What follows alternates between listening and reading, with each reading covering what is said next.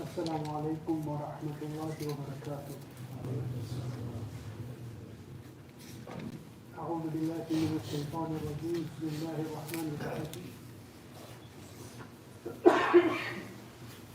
قال سبحانه وتعالى يخادعون الله وهو خادعهم. All praises to our Lord, and peace and blessings be upon Nabi sallallahu alayhi wa sallam, the final messenger. Because our lives are so social and we are fully engaged and mixing with humans, Allah subhanahu wa ta'ala has done us a favor by speaking about human behavior, the good and the bad. Just like how a smart, intelligent father will tell his kids to look for good behavior and good actions and adopt them. But a father will also say, be careful with somebody who does this, or who acts like this, or you see him in a bad place. All these behaviors, watch out for it.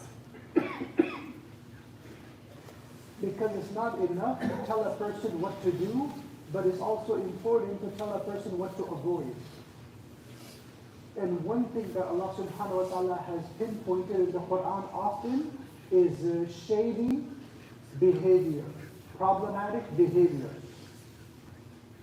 Because as humans, we either choose to be a good person or a bad person, but there's those of humanity that can't decide.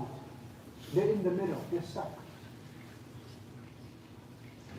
And if we're all being honest,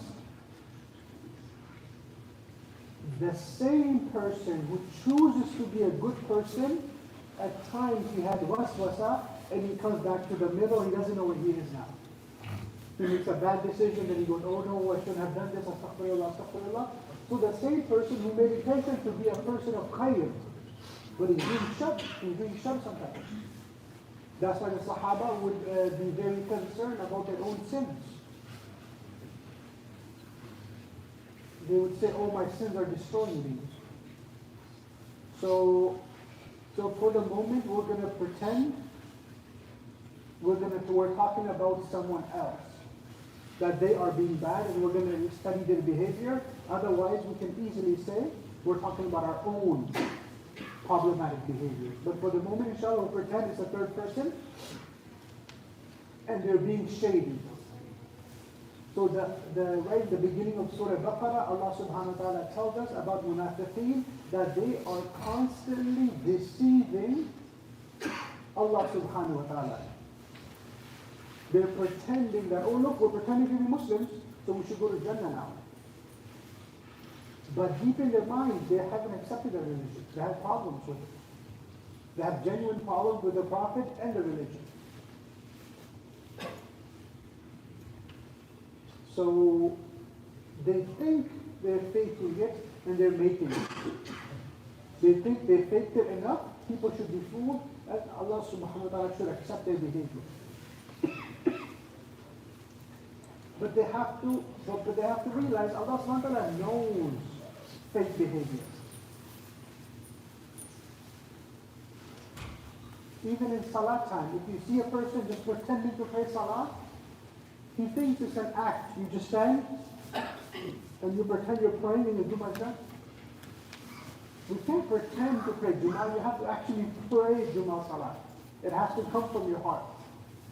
You can't just stand and be like, oh yeah, my Jummah is done. No, your mind wasn't here. You weren't really here.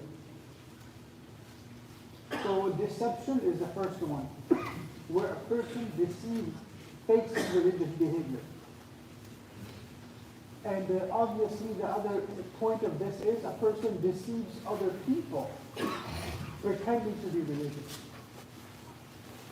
Because we have to understand, being religious is a currency. Being religious is like a crypto coin. It's extra power to it. Or the brother's religious. What that means is, don't doubt him, he's a good brother.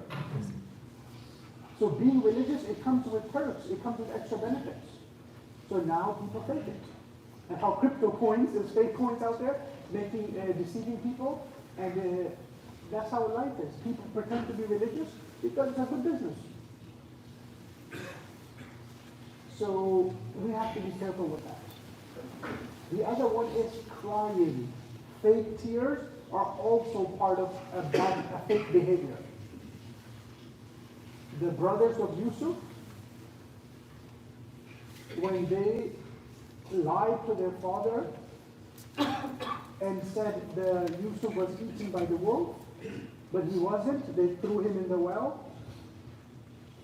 When they came, the Quran mentions, Isha'an Yabkun. They came late in the day and they were crying because they wanted their father to accept their faith, their lives. So they came crying. Because crying is a good way to fake someone. So not every crying person is an oppressed person. They could be the zalim, they could be the oppressor, but they're crying because it makes them more respectable and more trusted. So we need to be very careful with that.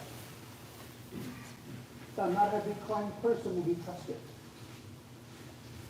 And same thing with anguish, with complaining about others. A person could be complaining, but he might be the actual problem. The person can say, oh, so-so did this to me, so-so did this to me. But look at your own behavior. How come the person is crying, but he's not talking about the things that he's been doing to the world? He just mentioned, oh, so-so is a bad person, so-so is a bad person. We asked him, brother, how are you as a person? That's why Musa alayhi salam, when he was helping the person from Bani Israel against the Fir'auni person, one day he helped him, but the second day he was in trouble again. So he said, man, yesterday you were fighting, I helped you, today you're fighting somebody again. You must be the problem. You must be the person causing the problems, because I saw you in a fight yesterday, I saw you in a fight today again, and you asked me for help again.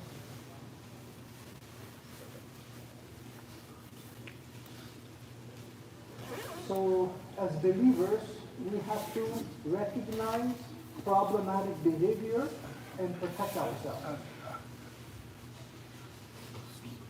And at times, we can get away from the person because the person is too close, they're living with us. So now we have to deal with that behavior. And when we study psychology, they say you have to call it out. If you see deceptive behavior, you can say something like, oh, I don't think this is the right way to address it. Or I think the way you're doing it is really problematic. For example, some people will come with a lot of emotion to talk about religion. They come so angry. Because they're thinking if I come very hard, very angry, and talk about religion, that means everybody has to accept me because I'm angry.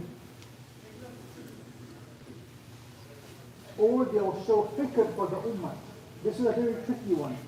Having concern for the ummah, they'll say, I care about the community, brother. I care about the community. Then you'll say something problematic right now. And you say, look at how quickly he changed. Said, I care about the ummah. The next sentence is, oh, so do this for me. Or let's do this. And the idea is really bad. But the first sentence is problematic. And just to show you how obvious this behavior is, I remember studying a video many years ago. The person was mentioning how to do business in this country.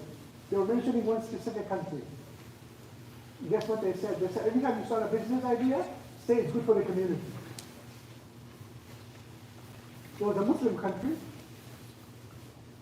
And the kafir making the video said, when you go to this Muslim country, you want to do business, keep telling everyone you're doing it for the community. They'll respect you more.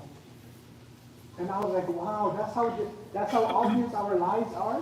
That even a kafir person making a video about a Muslim country business strategy is when you go there, tell everyone we're doing it for the community.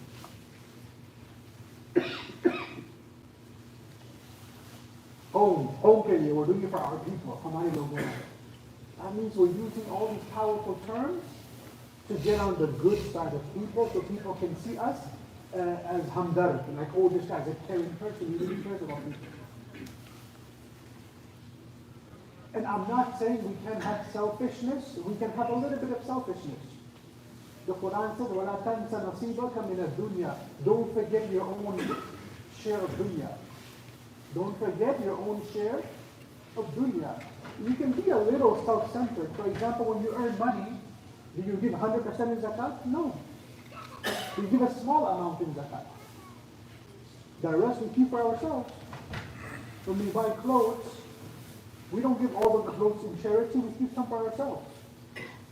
When we make food, we don't give all the food to other people, we leave some for ourselves. So is that a problem? No. Being self-centered to a small degree, that's completely normal. You're taking care of yourself. But to say that, no, I take care of myself and I'm doing it as a favor to everybody else, or something shady like that, that'll be a problem because the person is actually lying.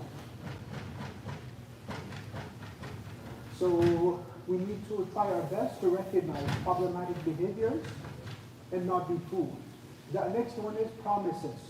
People that make big promises and they give you willingness to do something good before time. And when the time comes, they disappear. So before the moment comes, you're like, oh, we'll do this. And then when the day comes, you don't see them, they disappear. You have a best friend, you tell him, inshallah, I'm moving in 3 months, can you help me move? He's like, oh, I got you. I'll help you move for sure. And then you call him Friday night, Friday morning, you're coming? Oh yeah, I'm coming for sure. Saturday morning, no picking up the phone. The phone is turned off. You call him 1, 2, 3, 4 times. Then a Saturday Maghrib, you go, oh sorry brother, I was sleeping, my phone was off. Really? You told me 3 months ago you were coming for help. Then Friday morning you said you were going to come help. Saturday your phone is off? How? How did that happen? You did that. You turned off your phone. Your phone is not a human that turned off itself. Somebody turned it off. That must have been you. So, fake promises, then later breaking that promise and pretending that it was an accident, that is a really problematic way of living.